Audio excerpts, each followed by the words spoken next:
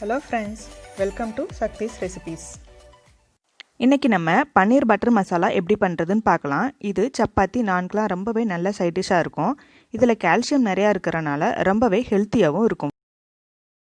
இது பண்றதுக்கு ஃபர்ஸ்ட் ஒரு கடாய் வச்சு அதுல 2 ஸ்பூன் ஆயில் விட்டு அதுல கொஞ்சம் சோம்பு, பட்டை, கிராம்பு, அனாசிப்பூ, ஏலக்காய் இதெல்லாம் போட்டு இந்த மாதிரி லைட்டா கோல்டன் பிரவுன் ஆற வரைக்கும் ஃப்ரை பண்ணிட்டு இதுல 1/2 கப் ஆனியன் சேர்த்து இந்த மாதிரி நல்லா வதக்கிக்கலாம். இப்போ இதுல 1 ஸ்பூன் உப்பு சேர்த்து இத கொஞ்ச நேரம் நல்லா வதங்க விடலாம்.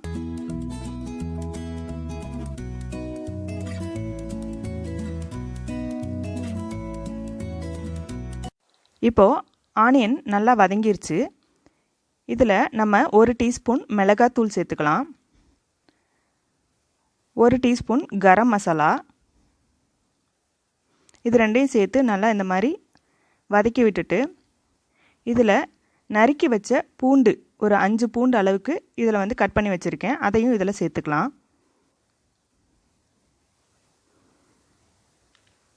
1 டீஸ்பூன் அளவுக்கு இஞ்சி அதையும் இதுல சேர்த்து வதக்கிக்கலாம்.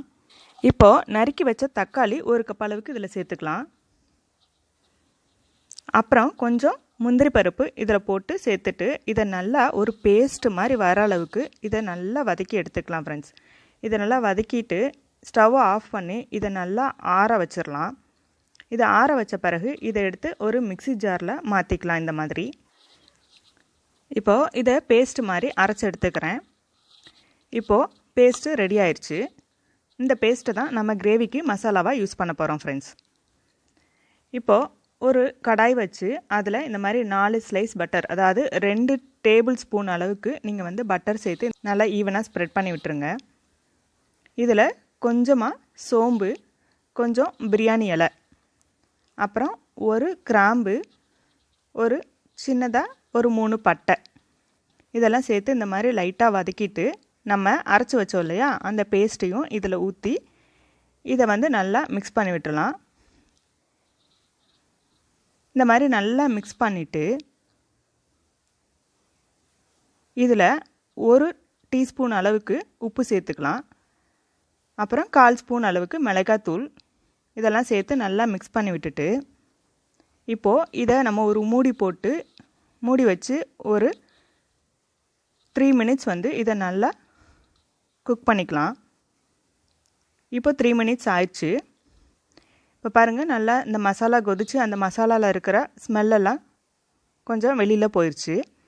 இந்த டைமில் நம்ம இதில் வந்து ஒரு 2 டீஸ்பூன் அளவுக்கு சுகர் சேர்த்துக்கலாம். இந்த சுகரை நல்லா இந்த அளவுக்கு ஈவனாக மிக்ஸ் பண்ணி விட்டுருங்க. இப்போது நம்ம ஸ்லைஸ் பண்ணி வச்சுருக்கக்கூடிய பன்னீரை இதில் வந்து எல்லாத்துலேயும் இந்த மாதிரி ஒன்றா போட்டு சேர்த்துட்டு இந்த மாதிரி நல்லா கலந்து விட்டுறலாம். இது நல்லா கலந்துட்டு நம்ம நறுக்கி வச்சுருக்கக்கூடிய கொத்தமல்லி தலையும் மேலே தூவிக்கலாம். இதையும் நல்லா மிக்ஸ் பண்ணி விட்டுட்டு இப்போது நம்ம ஒரு லிட்டு போட்டு இதை மறுபடியும் க்ளோஸ் பண்ணி ஒரு 2 மினிட்ஸ் வந்து லோ ஃப்ளேம்லேயே வச்சு குக் பண்ணிக்கலாம். ஸோ இப்போ 2 மினிட்ஸ் ஆயிடுச்சு. இதை நல்லா எடுத்து கிளறி விட்டுட்டோன்னா இதில் நம்ம ஒரு 1/4 கப் ஆகிற அளவுக்கு பால், வெறும் பால் தான், நீங்கள் வந்து காய்ச்சி ஆற வைக்கணும் அந்த மாதிரி கூட அவசியம் இல்லை. நார்மலாக வீட்டில் இருக்கிற பாலை வந்து நீங்கள் இதில் வந்து சேர்த்து நல்லா கலந்து விட்டுட்டு இதை வந்து இந்த மாதிரி மூடி வச்சு ஒரு 1 நிமிஷம் லோ ஃப்ளேம்லேயே போட்டு குக் பண்ணிக்கலாம். இப்போ பாருங்கள் நம்மளோட பன்னீர் பட்டர் மசாலா எந்த அளவுக்கு சூப்பராக ரெடி ஆயிடுச்சுன்னு.